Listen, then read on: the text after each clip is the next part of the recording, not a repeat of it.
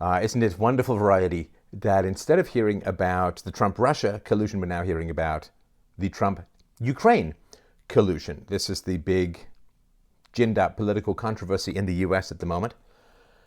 And the criticism of Trump is that he used his powers as president to bully Ukraine into digging up damaging information about political rival, the Democrat, I guess up until recently the front runner. He just got eclipsed by Elizabeth Warren, Joe Biden, right? So this is the sort of big issue. Now, the fundamental driver of it is two realities. So the first reality is that the Democrats know that they're going to lose in 2020 because their candidates are both incompetent and insane. And those are the two ins that you don't particularly want. You can be insane but competent. You can be competent but not insane. But being insane and incompetent, they realize that all of their candidates suck ass, and therefore they have to gin up more controversies and smokescreens and create more panic and so on.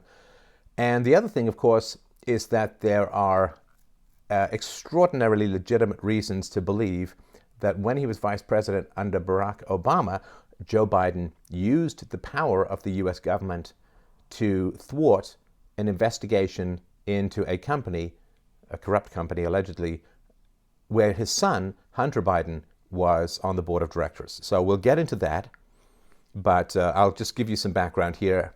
And there's some very, very big principles at work here. I mean, I know it sounds like I'm diving into the news, and I find the news interesting, but it's the philosophical principles we can extract from these that I think have the most value. So let's look at this history. So in May 2016, Joe Biden, as Barack Obama's designated point man on Ukraine, flew to Kiev to inform President Petro Poroshenko that $1 billion US loan guarantee had been approved to enable Kiev to continue to service its mammoth debt, right? So I'll put the links to all this below. I'm reading from some articles here, of course.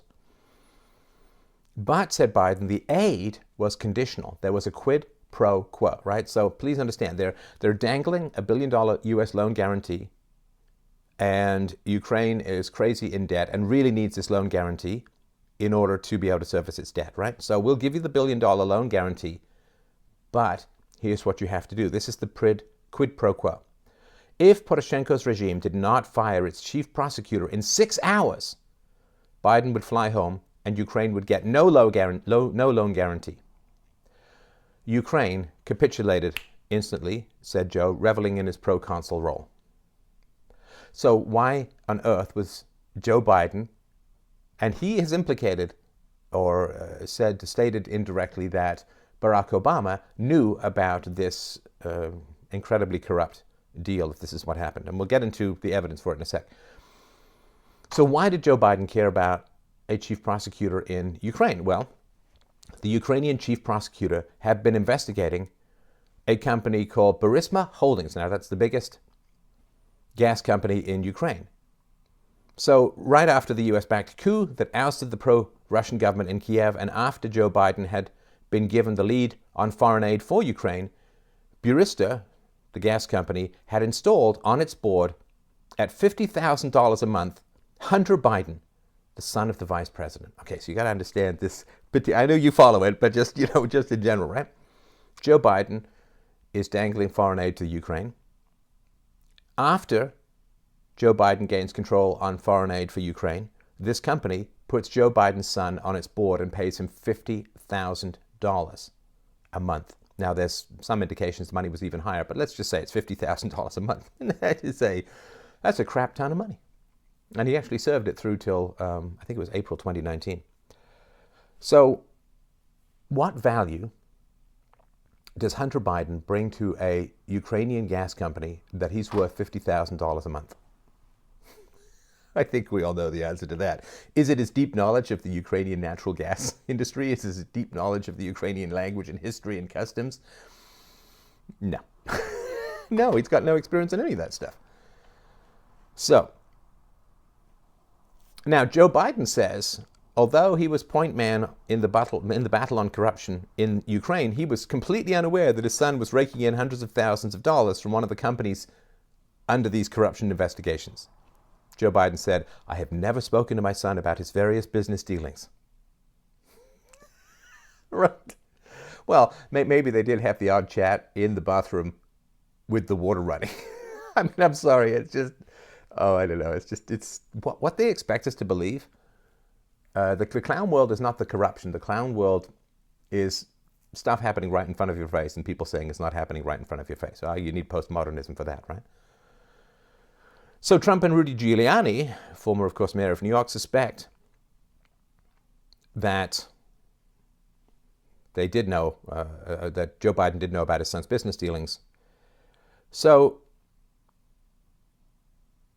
in the July 25th phone call, which is the phone call that just happened between Trump and the Ukrainian head of state, Trump urged the new Ukrainian president to reopen the investigation of Hunter Biden and Burisma, right? The media insists that there is no story there. The real scandal is that Trump pressed the Ukrainian president to reopen the investigation to target his strongest 2020 rival. Worse, say Trump's accusers, would be if the president conditioned the transfer of $250 million in approved military aid to Kiev on the new regime's acceding to his demands, right? So this is another thing that the Democrats consistently do, and this is, I mean, one of their favorite strategists, the sort of Sun Tzu of their corrupt movement is a guy named Saul Alinsky, who wrote a book called Rules for Radicals, which basically says accuse other people of what you're doing. It covers up you, it throws the focus on them, and so on. And so they're saying, gosh, what if Trump pressured someone in the Ukraine by dangling money over them? Well, of course, that's, I believe, what Joe Biden actually did, right? But this is going to be a problem for Joe Biden. Collusion with Ukraine, or threats against Ukraine to fire the prosecutor investigating corruption in the company his son was a board member of.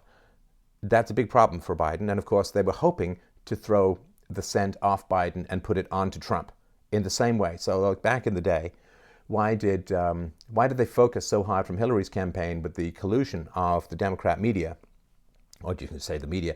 Why did they focus so much on the Trump-Russia collusion? Because there was a poll way back in the day running up to the 2016 presidential election in the US. There was a poll that said, what are Hillary's biggest weaknesses? What is the most vulnerable? How is she most vulnerable in terms of her history with regards to the general population? Now, one of the big problems that came out of this, and this has something to do with the book Clinton Cash by Peter Schweitzer, I think it was, which is that Hillary and Bill Clinton took a lot of money from Russia, from Russian banks, massive speeches in the hundreds of thousands of dollars. And Hillary also approved the transfer of, I think it was a third of America's uranium production to a Russian-owned company. So collusion with Russia, you see, was considered to be a big vulnerability and was polled to be a big vulnerability for Hillary Clinton in the run-up to the 2016 election. So naturally, they tried to throw the scent off Hillary's collusion with Russia in order to get everyone think that the only problem with Russia collusion was Trump, right? So that's, again, they accuse you of what it is they have actually done, right? So Peter Schweitzer, president of the Government Accountability Institute, just came out with a new book. He wrote Clinton Cash as well. Joe Biden allegedly directed $1.8 billion in aid money to Ukraine as vice president, while his son Hunter received millions of dollars from this energy giant Burisma Holdings. Now that's pretty bad. That's pretty corrupt. I mean, the sort of more fundamental question to ask is, why on earth is these billions of dollars flowing from the American government to Ukraine? Why? Why are there over 700 military bases around the world of American soldiers? I mean, why is this all happening? Why? I mean, America is way north of $20 trillion in debt, has $180 trillion in unfunded liabilities. Why is it dangling billions of dollars to foreign governments? Oh, to influence and to gain allies and to this and to that. It's like, oh, come on. I think it's all for this stuff, frankly. Now, this is why I've kind of heard different numbers. So as the Hill's John Solomon recently reported, Hunter Biden was paid upwards of $166,000 per month to sit on the board of Burisma from spring 2014 through fall 2015. And Schweitzer was on SiriusXM recently and said, we've talked before about the deals he procured with the government for China. The other place Joe Biden's son, Hunter Biden, procured a big deal was in Ukraine. In Ukraine, it involved an energy company called Burisma, which is a very corrupt organization headed by an oligarch named Mykola Zlochevsky, who is very close to Viktor Yanukovych, the pro-Russian leader. There's all kinds of questions and implications. Is there a Russian component to this because Burisma is such a corrupt company?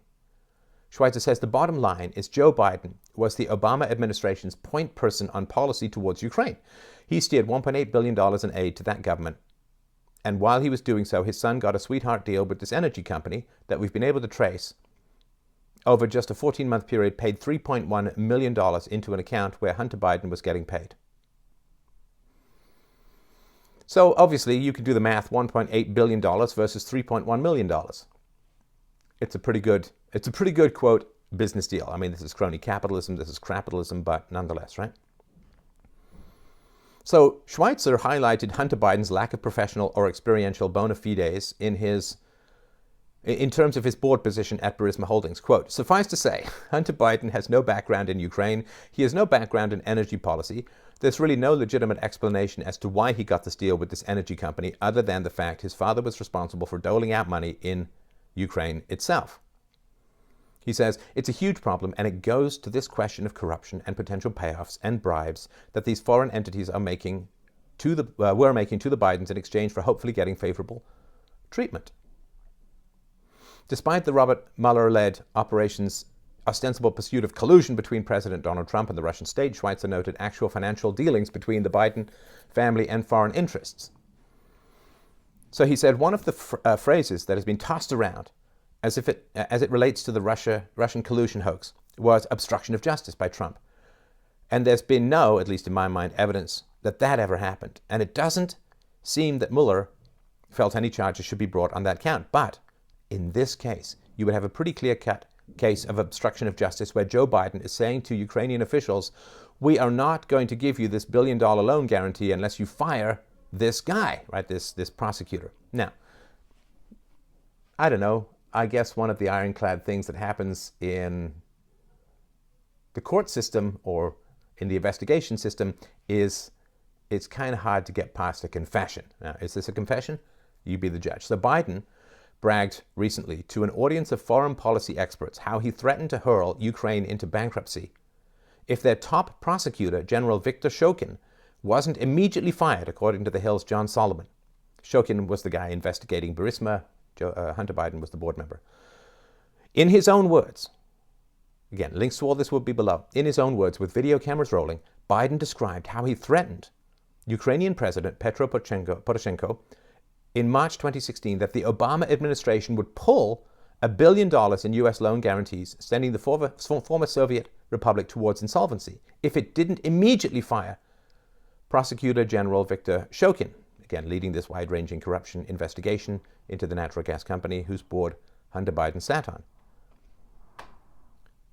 Biden bragged, I said, you're not getting the billion. I'm going to be leaving here in I think it was about 6 hours. I looked at them and said, I'm leaving in 6 hours. If the prosecutor is not fired, you're not getting the money. Well, son of a bitch, he got fired. And they put in place someone who was solid at the time. And this is at a Council on Foreign Relations event. And he insisted that former President Obama was complicit in the threat. So, when Biden was vice president, he openly bragged about threatening to destroy the economy of Ukraine, hurl it into bankruptcy if they didn't fire their top prosecutor who was investigating a company his son sat on the board of. Come on. Come on. Now, interviews with half a dozen senior Ukrainian officials confirm Biden's account, although they claim the pressure was applied over several months in late 2015 to early 2016, not just in 6 hours on one dramatic day. Maybe he embellished it for the story and all that. So whatever happened, whether it was 6 hours or a couple of months, Poroshenko and Ukraine's parliament obliged by ending Shokin's tenure as prosecutor. Shokin was facing steep criticism in Ukraine and among some U.S. officials for not bringing enough corruption prosecutions, and then he was fired. U.S. banking records show Hunter Biden's American-based firm, Rosemont Seneca Partners, LLC, received regular transfers into one of its accounts, usually more than $166,000 a month, from Burisma from spring 2014 through fall 2015, right? It's a huge amount of money. So before he was fired, the chief prosecutor in Ukraine, Shokin, says he had made, quote, specific plans, end quote, for the investigation, including quote, interrogations and other crime investigation procedures into all members of the executive board, including Hunter Biden. Should we just rewind that one again and hear that again, right? Before he was fired, Shokin says he had made, quote, specific plans, quote, for the investigation, including, and I quote, interrogations and other crime investigation procedures into all members of the executive board, including Hunter Biden. This is the guy that Vice President Joe Biden, well, the country that Vice President Joe Biden threatened to withhold massive amounts of aid loan guarantees if this guy wasn't fired, who had planned to investigate his son. What can I say? Although Biden made no mention of his son in his 2018 speech, U.S. and Ukrainian authorities both told me Biden, this is via The Hill, Biden and his office clearly had to know about the general prosecutor's probe of Burisma and his son's role. They noted that, quote, Hunter Biden's appointment to the board was widely reported in American media. The U.S. Embassy in Kiev that coordinated Biden's work in the country repeatedly and publicly discussed the general prosecutor's case against Burisma. Great Britain took very public action against Burisma while Joe Biden was working with that government on Ukraine issues. Biden's office was quoted on the record acknowledging Hunter Biden's role in Burisma in a New York Times article about the general prosecutor's Burisma case that appeared 4 months before Biden forced the firing of Shokin. The vice president's office suggested in that article that Hunter Biden was a lawyer free to pursue his own private business deals.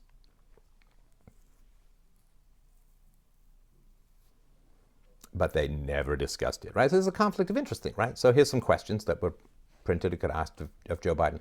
Was it appropriate for your son and his firm to cash in on Ukraine while you served as a point man for Ukraine policy? What work was performed for the money Hunter Biden's firm received? Did you know about the Burisma probe? And when it was publicly announced that your son worked for Burisma, should you have recused yourself from leveraging a U.S. policy to pressure the prosecutor who very publicly pursued Burisma? Crazy. And there's more too, right? So this is again back to Peter Schweitzer. His new book is called Secret Empires. I'll put links to Clinton Cash and Secret Empires below. In 2013, then Vice President Biden and his son Hunter flew together to China on Air Force Two. And 2 weeks later, Hunter's firm inked a private equity deal for $1 billion with a subsidiary of the Chinese government's Bank of China, which later expanded to $1.5 billion. Okay. So that's what's going on in the Biden camp. And again, it's just throwing people off the trail. That is accusing your enemy of what you have yourself done, I believe. So anyway, let's go back to the accusation. So what's the issue right now? Mr. Trump and the Ukrainian president had a phone conversation 25th July this year, 2019. The U.S. president is alleged to have pressed his Ukrainian counterpart to investigate former President Biden. Mr. Trump may also have discussed the $250 million in military aid Congress approved for Ukraine, aid that the Trump administration had delayed releasing until mid-September. And again, it comes back to that basic question. Why is America firing cannonfuls of money when it's heavily in debt to Ukraine? Congressional Democrats say the phone call raised by a whistleblower in a formal complaint is important because it helps shed light on the president's dealings with the foreign leader.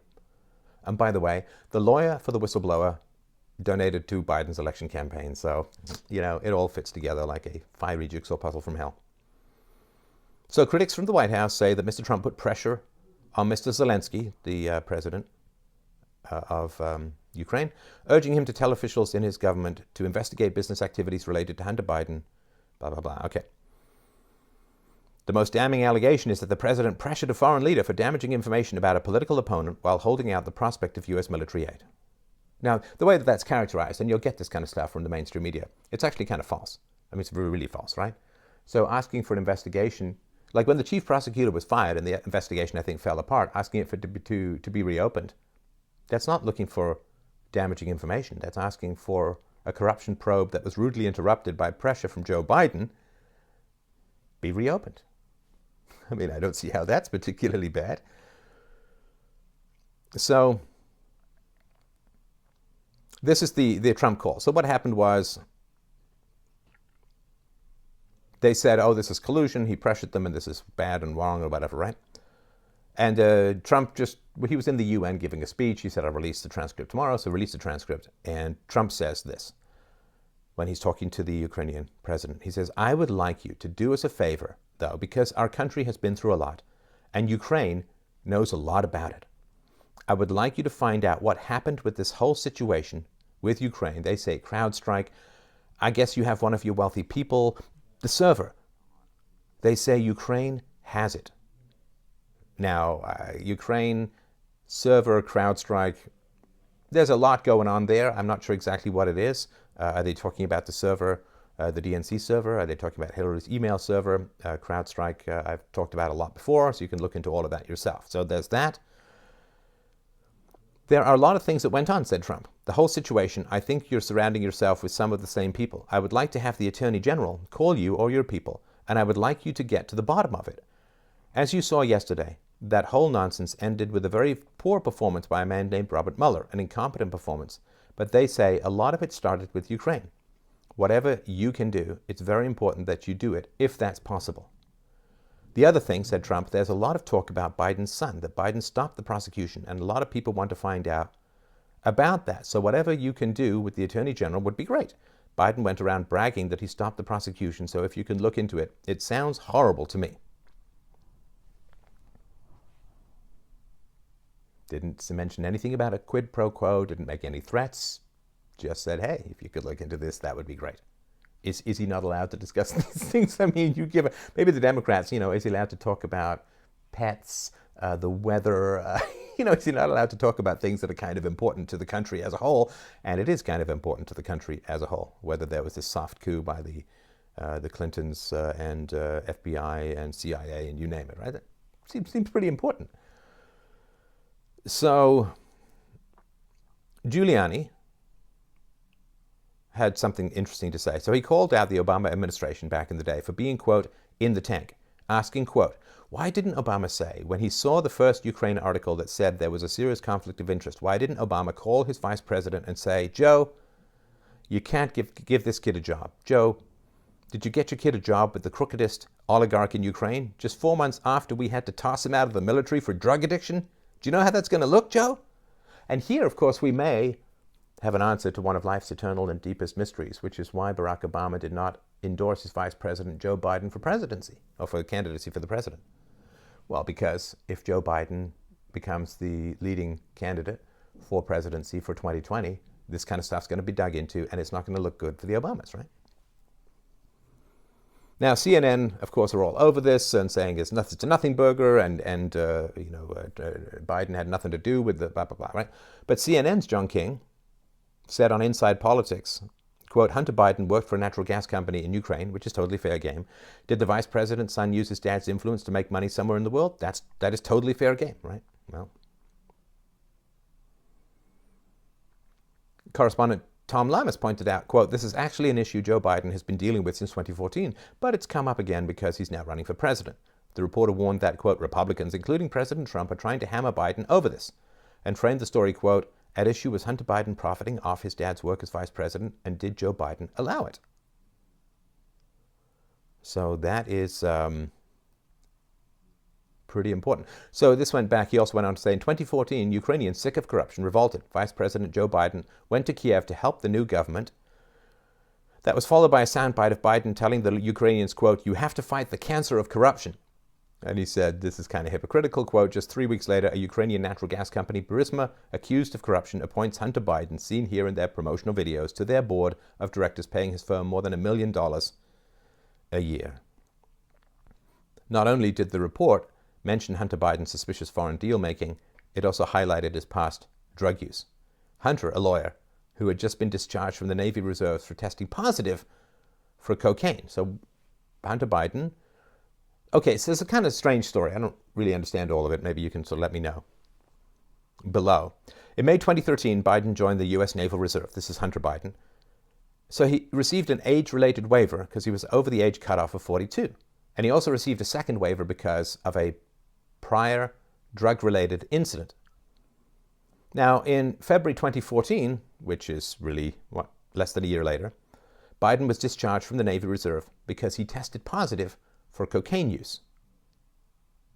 Now, Hunter Biden said, I ingested the cocaine accidentally, but then he didn't end up contesting his discharge before an appeals panel. Now, when it comes to Hunter Biden, I mean, we're talking about a guy, I mean, he's a lawyer, but his battles with drug addiction have been fairly legendary. His messy, ugly breakup, divorce, and so on is fairly messy. We'll get into that in a sec. But just think about it. I mean, who wants to appoint to the board of a big company somebody who's got some serious drug issues? It doesn't make much sense, right? So let's go back to this. So Joe Biden's son Hunter's battles with drug abuse and addiction have been detailed in a new magazine piece. Again, sources below. In the piece, Biden details, this is Hunter, how he started drinking at an early age and fought to escape, quote, a never-ending tunnel, end quote, of addiction. He said, there's addiction in every family. There really isn't. He told the New Yorker, I was in that darkness. I was in that tunnel. It's a never-ending tunnel. You don't get rid of it. You figure out how to deal with it. So Hunter began drinking in his teenage years, graduated to smoking cigarettes and using cocaine during his college years at Georgetown in the early 90s. Oh, you see, Barack Obama confessed to cocaine use as well, right? New Yorker author Adam Antooth wrote, once hoping to buy cocaine, he was sold a piece of crack, but he wasn't sure how to take the drug. I didn't have a stem, Hunter said. I didn't have a pipe. Improvising, he stuffed the crack into a cigarette and smoked it. It didn't have much of an effect, he said. I mean, this is desperate stuff, right? And now I know the relationship between child abuse and drug addiction and all of this, which I've gone into a bunch of times before. You can look at my interviews with Gabor Mate, M-A-T-E, here on this, and read the book. It's a very good book, which is in the realm of hungry ghosts. But anyway, so whenever I see drug abuse, rampant drug abuse, I see child abuse. But anyway.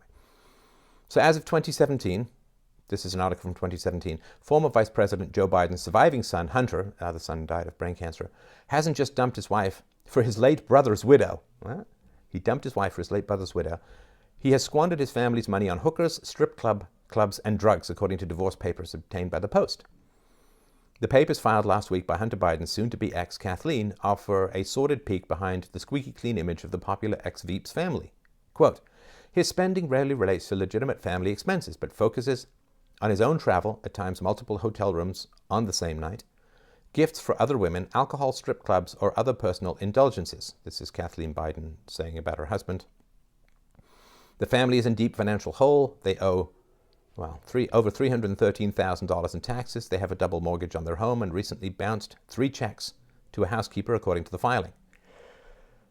So he's in financial trouble, and he's being paid. Though he recently tested positive for drugs, he's being paid by a Ukrainian company for which he has no experience or competence to deal with a huge amount of money. And he still goes heavily in debt, right? These are all warning signs, right? So that's Hunter Biden. I mean, it's a complete mess. Now, so back to Trump. And this is just a basic intelligence test for people, right? So Trump denied doing anything improper. Tweeting, quote, virtually any time I speak on the phone to a foreign leader, I understand that there may be people listening from various U.S. agencies, not to mention those from the other country itself. Knowing all of this, is anybody dumb enough to believe that I would say something inappropriate with a foreign leader while on such a potentially heavily populated call? So, I mean, you can draw your own conclusions, but it's really not that tough to do. So the thing to understand about politics, about Hollywood, and George W. Bush said this about his father. He said, why do I have power? As is before he became president and invaded Iraq. So he said, look, why do I have power in Washington? Why do I have power in Washington? I have power in Washington because, you see, power is defined by access. And I can pick up the phone and I can call my dad, who's the president, anytime. So because I have access to the president, almost every phone call he'll take, I have power. Right? So access is power. And so the sons of politicians have access to those politicians' power in a way that no one else does, no other lobbyist has. And it's pretty easy to monetize that kind of pressure, right? Joe Biden seems to have confessed, at least to my ears, he seems to have confessed that he pressured the Ukrainian government to fire the prosecutor who claimed he was going to investigate Hunter Biden, his son. You know, and it's pretty easy to be cocky and belligerent with other people's money. Now, for those of us who are interested in ethics and morals, this is a damning tale. But the frustration, and I want you to be aware of this frustration going forward, right? It's the philosophical part of things. Like half of the American population and half the population in many areas of the West are dependent upon government money. Dependent upon government money. Now, if you're an addict, a rampant addict, and you have only one source for your drug, do you really care about the ethics of how your drug dealer behaves? You don't really care. You don't really care, you know. Let's say that your drug dealer yelled abuse at his girlfriend, and someone said, hey man, your drug dealer, he yelled abuse at his girlfriend. You're like, oh, well, fundamentally I've got this drug that I need, that I'm desperate for, that I can't live without. So yeah, it's a shame, but who cares, right? I need my drug. So there's kind of two views into this kind of stuff. So the first view, which is going to come from the conservatives, it's going to come from the Christians, it's going to come from moral people, it's going to come from the right, is, well, this is terrible stuff. This disqualifies the guy from being president. This disqualifies the guy from public office, given that he seems to have confessed to using his power to squash an investigation, a criminal investigation into his son. That's direct obstruction of justice. That's using taxpayer money dangled over the Ukrainian government in order to achieve the corruption of a judicial system and an investigation. That's terrible, wretched stuff. It's corrupt. And what the heck was, former drug addict Hunter Biden with no experience doing on this board and being paid millions of, so that's the moral perspective, right? And that perspective is important. But I'm telling you, I'm straight up telling you, it's like to a much more minor extent, it's the whole blackface question with Justin Trudeau in Canada, where people say, man, like Justin Trudeau, I think it was in 1997, he bragged about taking one of these race sensitivity, gender inclusion, diversity courses as part of his education to become a teacher. And he's like, man, I checked off 19 of the 20 privilege things, and it really made me sensitive to races and to other things. And then, he does this blackface multiple times, stuffs an artificial giant black penis down his pants, and, makes faces, mugging for the camera, dances around and so on, does all the boogaloo racist stuff, all the Sambo stuff, all of the gollywog stuff that is literally, it's horribly offensive. And this is after, right? So he said, oh, I didn't know it was offensive at the time. It's like, come on, man. Back in the 80s, fraternities were getting disciplined for doing blackface or having blackface. So people say, oh man, this is terrible. In Canada, the blackface thing is terrible. But the reality is, of course, that if you're an immigrant and you are concerned that the Conservatives are going to minimize immigration and you want to bring 5 family members over, what does blackface matter to you relative to getting your family members over into Canada? Maybe they're ill, maybe they need health care, maybe they need good dental care, maybe they whatever, right? So, people just have these incentives that go way beyond the ethics. And so the moral people are looking at the Biden stuff and saying, well, clearly that's going to disqualify the guy. But that's not how half the population works. Half the population is, I need government money. The Democrats are promising me government money. Right? It's the same thing up here in Canada. Justin Trudeau is now promising to cut cell phone bills by 25% if he's re-elected. Of course, why he hasn't done it for the last who knows how many years, right? You've got the head of the NDP saying, oh, we'll give you free dental care if you make less than $70,000. It's like, so you're just handing over other people's money. It's vote buying, it's bribing the voters. It's clear. You can't offer money to a politician directly to do what you want, but you can offer money and benefits to taxpayers to get them to vote for you. It's beyond corrupt, right? But it's important to understand this. Half the population is going to look at the Joe Biden stuff and say, well, that's appalling. This guy's got to be out of the race. But the other half of the population, who are dependent upon government money for their survival, are going to look at Joe Biden and say, I don't care what you did. I don't care what you did. I just want to get paid.